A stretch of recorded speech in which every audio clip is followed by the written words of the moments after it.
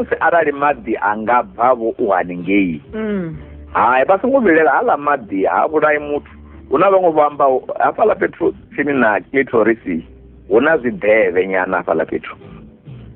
Hezwiḽa zwiḓevhe vha zwi kokodza nga mulomo, vha tshi zwi kokodza nga mulomo zwi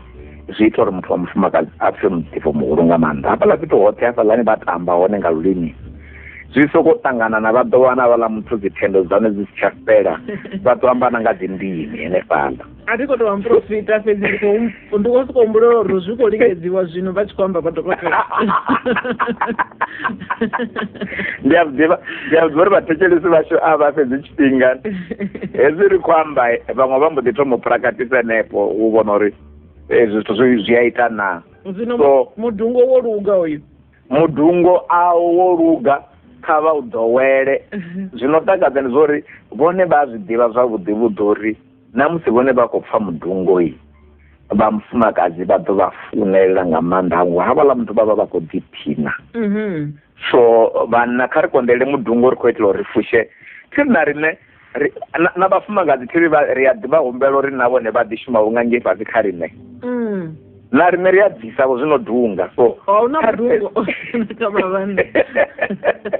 hezwi ri khou takadziwa haningei vha mufumakadziwo vha khou ḓi muṋamuṋa henefhaḽa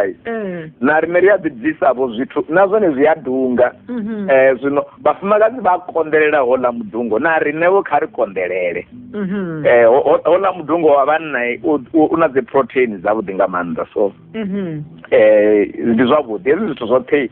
mudzimu vho ri sikela uri kha ri takadzane ngazwo. So mudungo ri khou pfesesa ndi wavhuḓi na havhaḽa muthetshelesi vho dzhena vha tshi khou amba havha vho fhedzisela vha vha khou ri ṱalutshedza zwithu zwa ri khou amba zwone mara hu na fhungo ḽe vha ḽi amba ḽa vhuṱhogwa ḽa uri mafhungo a maḓi ndi ngoho zwi pfi squirting orgasm and zwi vha zwi khou bva kha G-spot hu vha ho stimulatiwa G-spot. Zwine zwa itea hezwi ndi tshi khou amba uri hezwi vha munna vha na musi vha tshi khou stimulate hafhaḽani kha area ya clitoris vha tshi khou kokodza na zwiḓevhe hezwiḽani zwi ita uri hafhaḽa fhethu ha G-spot hu a vha more exposed. Zwi itea automatically hezwo hu nga fhedza vha tshi khou stimulate vha sa zwiḓivhi maḓi vha pfa a tshi khou phoshomedzo a tshi khou bva. Zwezwiḽa zwi vha zwi khou amba uri zwino vha khou stimulate hoṱhe kha G-spot na kha clitoris mufumakadzi avo vha na orgasm ya fhethu huvhili. So hu na phambano kha clitoral orgasm na G-spot orgasm. G-spot orgasm ndi yone no vha squirting hune a ḓo bva haḽa maḓi zwine ra ri ndi female ejaculation. Then havha na havhaḽani vho ri vha na mufumakadzi wa 53 years vhone vha na 62 vha tshi ita mafhungo ka muroho vha mufumakadzi vha ya pfha vhuṱungu. U nga tsivhudza uri zwi a itea lwa no maḽa nga nṱhani ya uri vhafumakadzi hezwi vho no fhedza u ya maḓuvhani hangei fhasi hu a vha fragile and arali hu songo nukala zwavhuḓi vha mufumakadzi vha nga pfha vhuṱungu. Fhedzi tshiṅwe tshifhinga zwi a bva na kha dzi condition dzedzi dzine vhathu vha vhafumakadzi vha vha nadzo musi vha tshi khou aluwa. Iṅwe ine yo ḓowelea nga maanḓa ndi zwiḽa zwine ra mufumakadzi o bva zwilonda kha mbumbelo zwine nga tshikhuwa ra zwi uri ndi dzi fibroids. Zwi a itisa uri tshiṅwe tshifhinga a tshi khou ita mafhungo ka muroho a pfhe vhuṱungu. Fhedzi tsivhudzo ine nda nga vha ṋea yone ndi ya uri kha vha ri uyo consult kana vha vhonana na uri dokotela vha vhona uri a huna na zwiṅwevho zwino yelana na malwadze zwine zwi nga vha zwi khou itisa uri vha mufumakadzi vha pfhe vhuṱungu hu tshi khou ṱuwa muroho. Lokhalesa ndi fulufhela vho angaredza mbudziso dza vhathetshelesi. Hu na muthetshelesi ane khou vhudzisa ri vho dokotela ndi khou zwi pfha izwa G-spot afha uri zwi i wanala fhethu huthihi kha vhafumakadzi vhoṱhe na honeha ndi nga i wanisa hani? G-spot i wanala fhethu huthihi kha vhafumakadzi vhoṱhe vhunga sa mthilo mara na vhafumakadzi vha dunga vhoṱhe vhasovhona ungari ndi vhavho fhedzi anodunga vha dunga vhoṱhe zwithu zwa normala zwino vha zwi khou itea kha mufumakadzi. Zwino G-spot abereka siko vhona ungari vhathu vhoṱhe vha ḓivha na clitoris uri wanala gai. Ndi khou amba ngoho vhaṅwe vhana vha ḓivha uri clitoris wanala gai kha ri ṱalutshedze ro fhiwa lo thoma kha thome nga clitoris. Clitoris i wanala nga nnḓa ha muraḓo wa mufumakadzi. Zwo leluwa uri vhone vha dzhenisa muṅwe wavho hafha vhukati ha muraḓo wa mufumakadzi vha songo dzhenisa nga ngomu, vha gonyela nṱha kha muṅwe kha vhe wo sedza nṱha ngori u fila zwavhuḓi wo sedza nṱha, vha gonyela nṱha hangenoni. Vha tshi khou gonyela nṱha vha ḓo tshi pfa tshiṅwe tshithu vha izwi vha tshi ri na tshone tshi a khwaṱha kana tshi a erector sa muraḓo wa muthu wa munna. Vha vhe vho tumulelana nala khezwo ro fhiwa ndi ngazwo zwine ra vhona dzi nala kha vhathu vha vhanna ri ḓo thoma vha vhudzisa uri clitoris a vha khou i hwaya zwino hetshiḽa tshithu vha ḓo tshi pfa tshi ḓi tou nga muraḓo wa muthu wa munna mara kone ndi kuṱuku. So vha tshi wana nga hanefhaḽa nṱha mafhedziseloni hangei nṱha G-spot vha panga mino yavho nga ngomu yo sedza nṱha, vha i gonyisela nṱha u swikela vha tshi nga pfha ungari vha khou rwa rambo hevhuḽa vhone rari ndi pubic arc, tsiri huna marambo ayo na pubic bones. Haḽa marambo anonga o ita akhanyana so vha tshi swikela vha ito arwa and mino vho i dzhenisa kha vha dzhenise u swikela kha dungo ḽa vhuvhili ḽa muṅwe. Then vho ita hezwo vha tshi fori vho guma vha khothe mino yavho vhange vha khou ita come motion yo ri come. Vha ḓo pfa hu na fhethu hu no wasa arali vha dzhene zwino kha mulomo wa muthu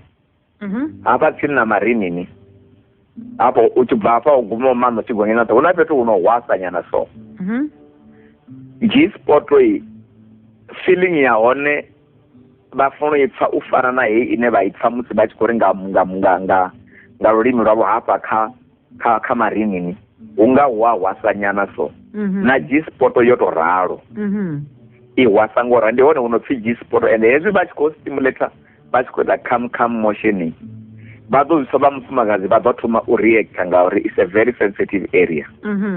Hezwi i tshi kwamiwa ndi hone kha G-spot ndi musi vha tshi khou shumisa minwe hafho. Zwino ri tshi amba mafhungo a musiamelo ngori ndo vhona na kha Facebook hafho hu na muṅwe muthekezi a tshi ri nṋe ndi sokou pfa ku amba zwa musiamelo mani u khou itea mini nga musiamelo. Ri tshi amba mafhungo a musiamelo ri vha ri khou ri vha mufumakadzi vha vhea musiamelo kha khundu dzavho hu tshi khou kiwa muroho, vha munna vha nga vho tou gwada mambeteni kana vho ima fhasi vha mufumakadzi vha kha lumeme mara vho vhea khundu dzavho kha musiamelo.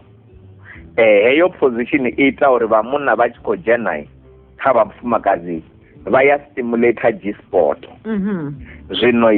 ndi musi vha tshi khou shumisa zwino muraḓo wavho position vhathu vho no ri zwi gudaho. Hu na vhathu vhane ndi nga amba ri fhiwa ndari hu na vhatekedzi vhane zwa zwino na musiamelo vha nga vha si tsha shumisa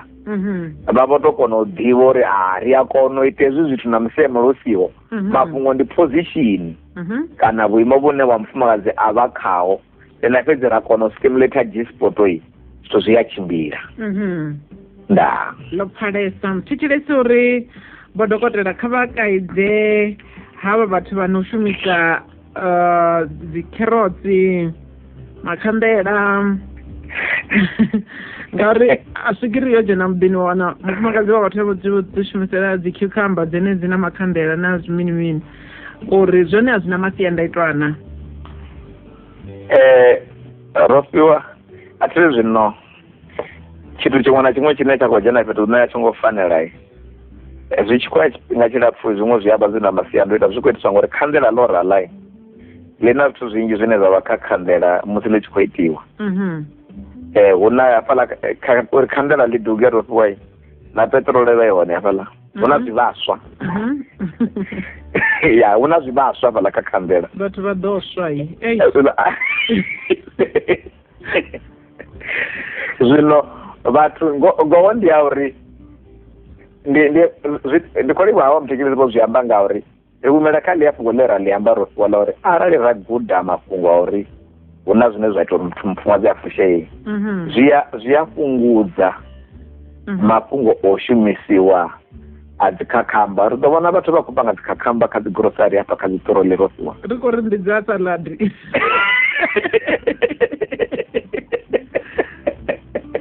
ra vhona ungati hu khou itiwa saladi vhathina dzikhakhamba madokotela vha ḓo ita uri ri songa ḽa dzikhakhamba ri tshi ḓa hafha ri tshi swika muḓini hafha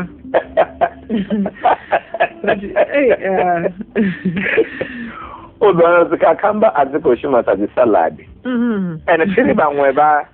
vha to dzi ambadza no dzi ambadza na dzikhondomo dzithu mulandu a thiri vha ḓivha uri khondomo ivha ndi khou amba uri kheroti yo rala i a ḓihwasa thi na khakhamba sori i to suvhelela zwino u ḓo wana uri khondomo i khou ambadziwa uri i a suvhelela thi mara danger ndi ya uri khondomo heyo i nga ḓi salela nga ngomu zwino yo no salela henefhaḽa muthetshelesi ngoho vha to zwi ri mini vha tshi ya haningei zwino ri abo nna bve yo sala tshithu hafha ndi vhona uri vha khou kha murahu hayani ya salela nga ngomu vha tshi khou ḓivha zwavhuḓi ro no vhuya ra vha na thaidzo muthetshelesi o ḓisa fha uri kheroti yo vunḓetshela nga ngomu a to itwa maro nga maanḓa ara vhono panga yo no dzhena nga ngomu haningena kha dzibumbelo uri hafha kha vhudzimu at least ri a konavho u i bvisa ndi tsini mara yo no dzhena haningei nga ngomu zwi vha zwo no vha thaidzo vho dzhia kheroti no lingana remote kha muṋe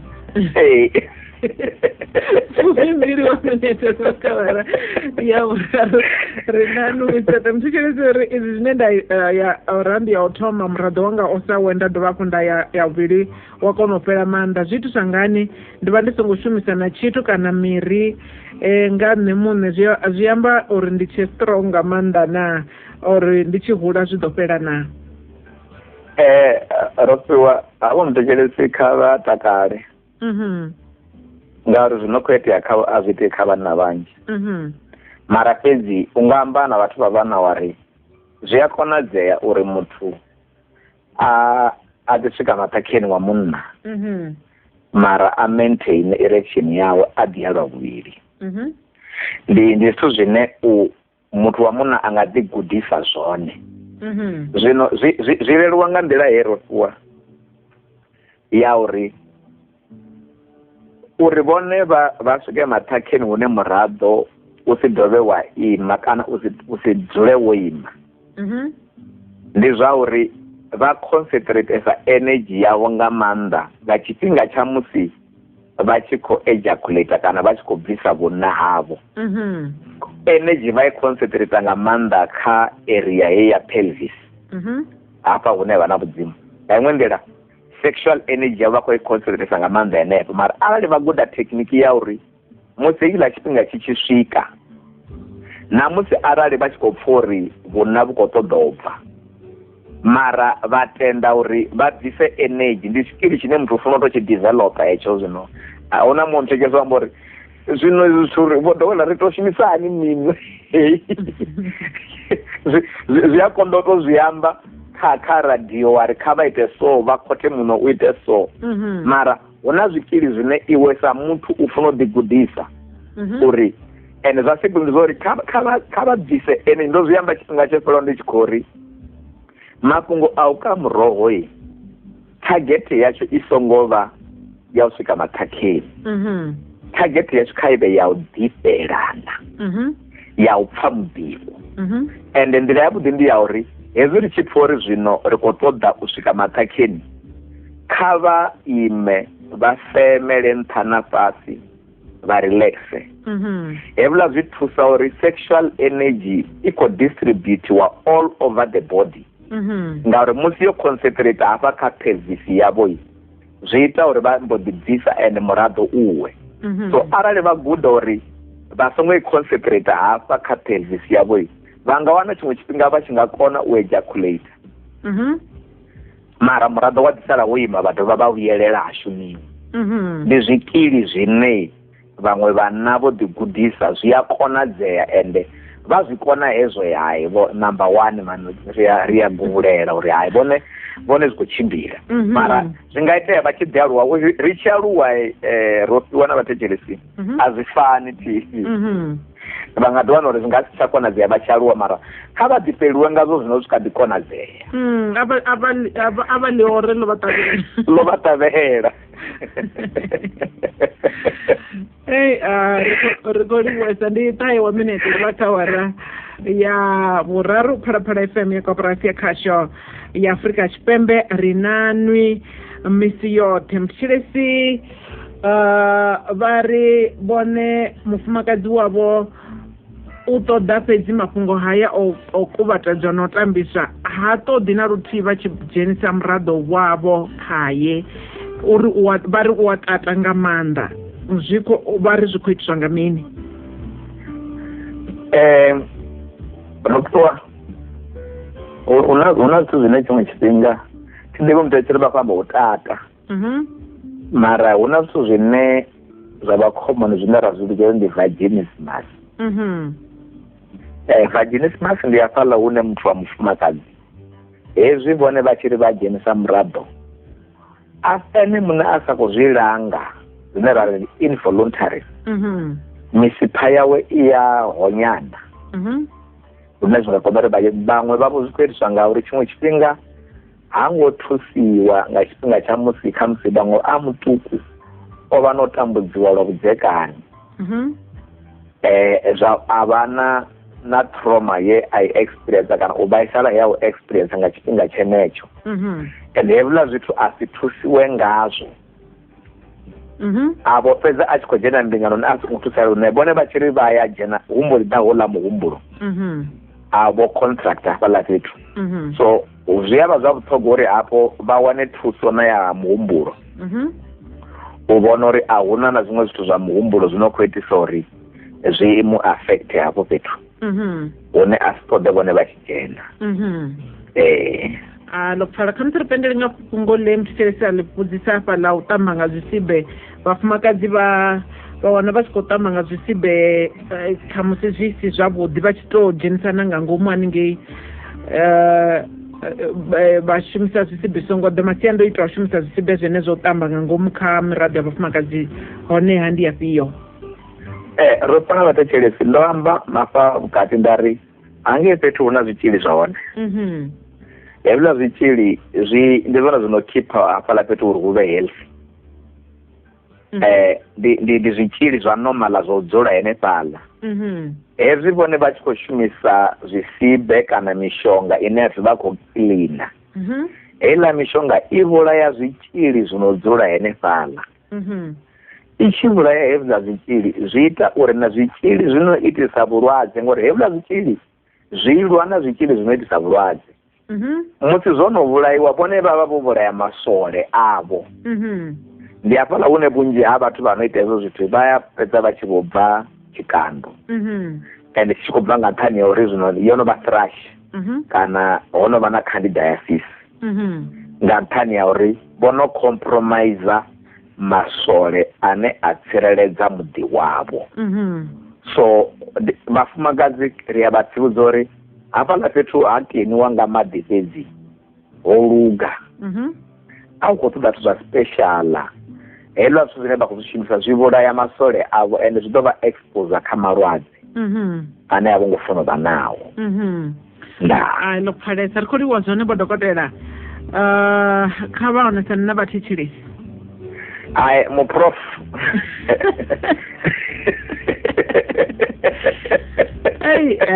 vho dokotela ndo fhiwa eḽi dzina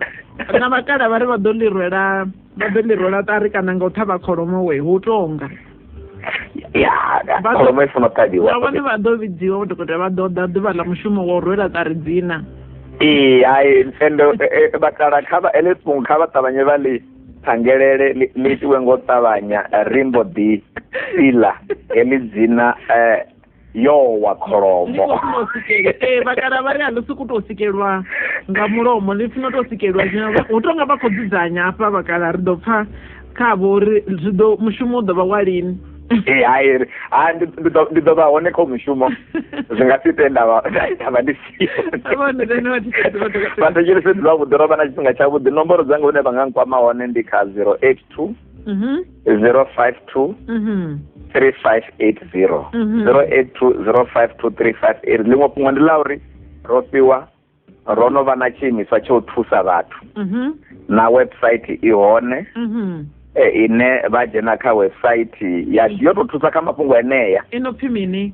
ipfi Kwinda Solutions www.kwindasolutions.co.za www.kwindasolutions.co.za hune arali vha khou ṱoḓa thuso vhuṅwe ri a vha thusa na vhene vha vha no khou dzudzanya mafhungo o malana zwi a vha zwa vhuṱhogwa uri vha thusiwe uri vha tshi dzhena ngeni vha dzhene vho aniwa zwavhuḓi uri zwithu zwi tshimbile. Kholiwesa vho dokotela vha ḓo vha na ḓuvha ḽavhuḓi Mudzimu wa Vhatonde. Nda ndo livhuwa ro funa vhathetshelesi. Ndi khou livhuwa vhona nga thetshelesa Phalaphala FM ndi khou livhuwa zwone vhona nga thetshelesa mbekanyamushumo ya Corona kha ri ḽisike Mudzimu kha Vhatonde Mudzimu wa vhaite nga vhuthu ha vhalavhelese tshifhaṱuwo tsho tsha vha khathutshele mbilu zwavhuḓi na zwivhuya zwi vha tevhele maḓuvha oṱhe a vhutshilo havho vha tshi ḓivha